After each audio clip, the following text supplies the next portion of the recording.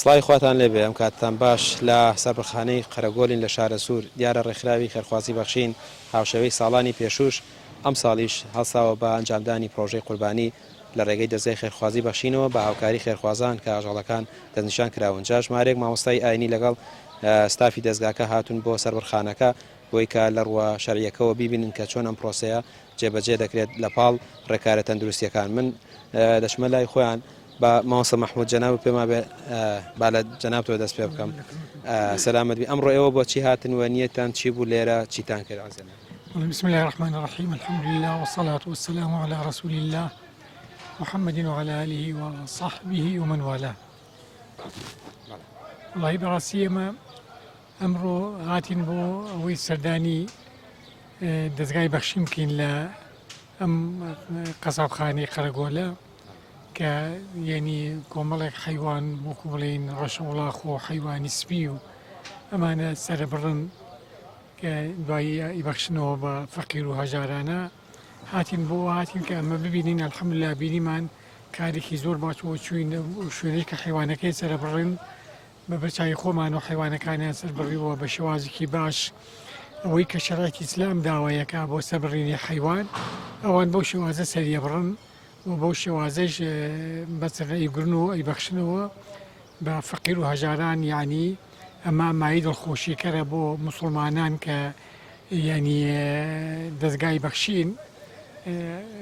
ببێتە پابند بۆ ئەوەی کە حیوانیان بۆ سەر ببڕن جێگای خۆیەتی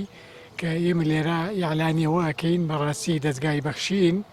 ئەلحەمدولیلا دەستێکی بەغڵان هەیە لەوەی لەو وەکالەتە کە یکەن لە بۆ مسلمانان هەم لە کوردستانە هەم لە عێراقە لە خارجی عێراقشا لە ئەفریقا لە غەزە لە وڵاتانی ترە دەستێکی باشیان هەیە ئەلحەمدولیلا بۆ ئەم کارە پیرۆزە. مامۆستا جەنابەت تێبینی چی بوو قسە چی بوو لەسەر پۆستە؟ بەناوی خوای بەخشندەی میهرەبان خوای پەروەردگارە فەرمێ ومن يعظم شعائر الله فإنها من تقوى القلوب. هەر کەسێک دروشمەکانی ئیسلام بە گەورە تەماشا بکە و بەرز ڕایانگرێ خوای پەروەردگار تەقوا و دینداری و خواناسی خاتە دڵیەوە. یەکێک لە دروشمەکانی ئیسلام بریتە لە ڕۆژە پیرۆزەکانی جەژن. گەورەترین کارێک ئەنجامەدە لە ڕۆژانی جەژنی قوربانە سەربڕینی حیوان و قوربانیکردنە وەکو پێشتەی ئاماژەمان پێکرد. ئێمە ئەمڕۆ هاتینە خزمەت ستافێک لە برایانی ڕێکخراوی خێرخوازی بەخشین کە ئەلحەمدولیلا ساڵانە ئەمە پیشەیانە خەڵک ئێستا لە گەڕان و سەردان و خۆشیایە بەڵام ئەوان هاتوون خەریکی قوربانیکردن بۆ ئەوەی ماڵە هەژارەکان بەسەرکەنەوە. ئێمە بە بەرچاوی خۆمانەوە ئەو ئاژەڵانین کە ئەوان هێناویانە بە شێوازێکی شەرعی بە بسم الله الله ئەکبەرکردن و بەو شێوازەی بەو نەریتەی کە بنەماکانی شریعەتی ئیسلام بۆی دیاریکردون بەو شێوازە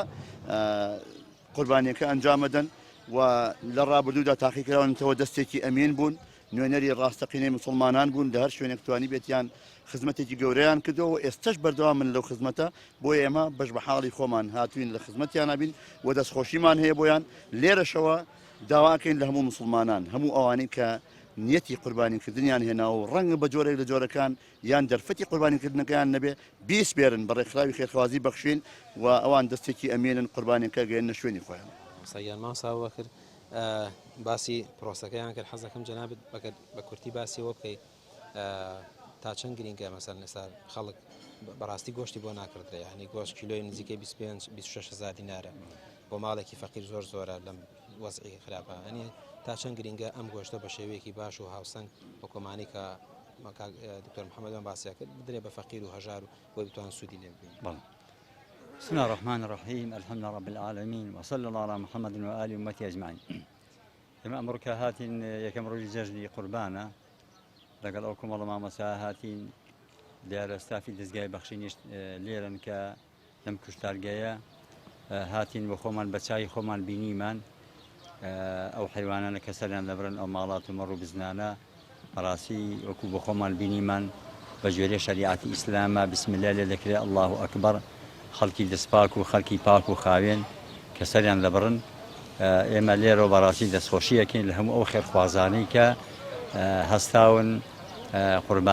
قوربانەکانی خۆیان تەسلیمی دەستگای بەخشین کردووە ئەوان دەستیان خۆش بێکە بە شێوازێکی شەرعی هەموو ساڵێک هەروەیان کردو بەس ئێمە بۆ دڵنیای خۆیان هاتین تەماشامان کرد بەڕاستی کارەکەیان بە جۆرەی شەریعەتی ئیسلامە کارێکی پاک و خاوێنە کارێکی چاکە. ئێمە لێرشەوە شانی باسە باسی ئەوە بکەین کە بەڕاستی خێرخوازان یان هەموو ئەو کەسانی کە دانەوێ قوربانی بکەن دەستگای بەخشین بەڕاستی هەموو ساڵانە وەکو هەمیشە پیشەی خۆیان ئەوە هەڵدەستن کە ئەم قوربانە نەکەن و تەوزیعی دەکەن بەسەر هەموو ئەو خەڵکە فەقیر و هەژار و نەدار و کەسانی کە ناتوانن لەم ڕۆژی جەژنەشدا ناتوانن یعنی گۆشت بکڕن یانە خۆپایی بکەن یانە خۆ بیان دەنێ بۆیە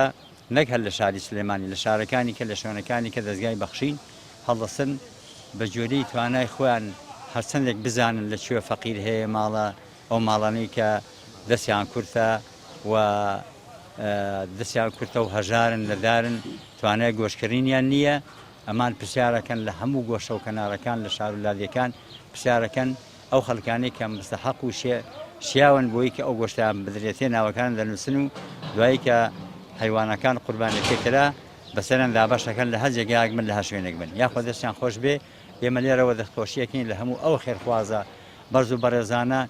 کە لەم ڕۆژی قوربانەدا کە گەورەترین کار و کردەوەیەک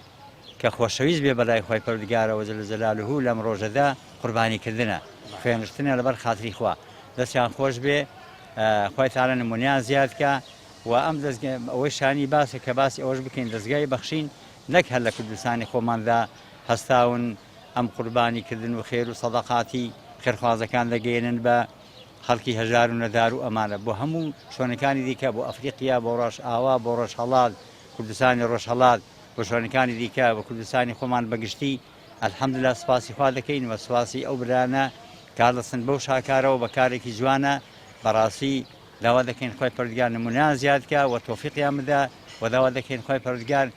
نمونەی ئەو خێرخواز و برا مسلمانانە زیاتر کاکە هەڵدەستن بە خێرکردن و بە قوربانیکردن و بە خێر و سەدەقاتی خۆیان و ئەمان بە ئەمین دەزانن بەڕاستی ئەمان دەستێکی ئەمینیان هەیە دەستەکان دەستێکی ئەمین و پاک و خاوینە متمانیان پێدەکرێت ئێمە لە نزیکەوە داناسین هەر لە مامۆستە زەزا و هەتاوەکو هەموو ئەو مامۆستا محەممەد و مامۆستا بەرەزانی کە دەستگای بەخشین ئیشەکەن هەموو الحەمدە خەڵکی چاک و پاک و خاوێنن حەز دەکەن کە ئەم خێرە گەورە بە نسیبی هەمومان ببێ و هەموو خێرخوازان زیاتر خێرە مگاتین ئینشاءڵڵا ماسەی سبحەری زۆر بە کورتی جەنابی شدیانی پێیامێکت بۆ خێرخوازان هەیە بۆ ئەنجامدانی قوربانی بەڵێ ناوی خوای بەخشندەی میهرەبان دیارە پیرۆزبایی جەژنی قوربانەکەین لە هەموو مسلمان لە هەموو بینەران و بیسەرانی ئەم بەرنامە خۆشەویستە دەستی ئێوەش خۆش بێ خوای پەروەردگار پاداشتی خێرتان باتەوە دیارە لە ڕووی شەرعیشەوە ئەگەر کەسێک دڵنیای بە تەواوەتی نەبێ لەوەی کە ئەتوانێ بۆ خۆی ئەو خێرە یاخود ئەو سەدەقەیە بگەێنێتە جێگای مەبەستی خۆی ئەتوانێت کەسانێک کە ئەلحەمدوللا ئەزمونیان هەیە و ئەلحەمدوللا بەدەستپاکی و بە ئەمینی و بەوەی کەەوە ینی بەدادوچوونیان هەیە بۆ هەڵسانگانی خەڵکەکان ینی هەرەوە نییە ڕۆژۆکی بڵێن لێوا سیارێ پڕکەن لە گۆشت و بیبەخشنەوە بە خەڵکا بەڵکو تێبینیەکەن بزانن چێ مستەحەقە بۆ ئەوەی کەەوە ئەو خێرەی بدێنێ بۆیە گەر ئینسان بۆ خۆی دڵنیانە بێ ئەتوانێت دڵنیایی مادەم لەو برایانەوە ئەتوانێت الحەمدوللا دڵنیایی شی تا ڕادەیەکی زۆر بەدەست بێنێ کە شتێکی چاک و باشە ئەوان ئینشاڵڵا خێرەکەی بۆ ئەگەێنە جێگای خۆی و شتێکی چاک و باشە دەستان خۆش بێ یاخوا زۆر سپاس